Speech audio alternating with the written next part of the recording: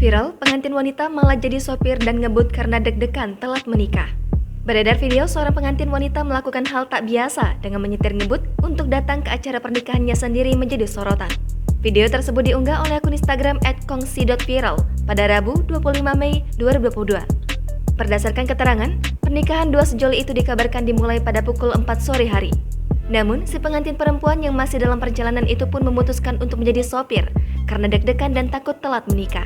Tertulis juga bahwa estimasi waktu kedatangan pun diperkirakan sampai pada pukul 3.56 sore. Para teman-teman yang menemani si mempelai pengantin wanita itu pun memutuskan untuk memandu kawannya agar sampai di tujuan dengan selamat. Aksi menjadi sopir dan ngebut itu pun disebut-sebut menjadi salah satu pemain dari film Fast and Furious.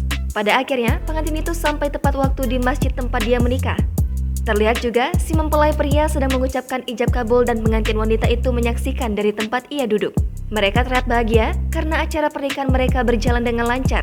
Kejadian itu mengundang berbagai komentar dari warganet. Beberapa warganet mengatakan bahwa kejadian itu harus diabadikan dan disimpan sehingga dapat ditunjukkan ke anak cucu mereka nanti.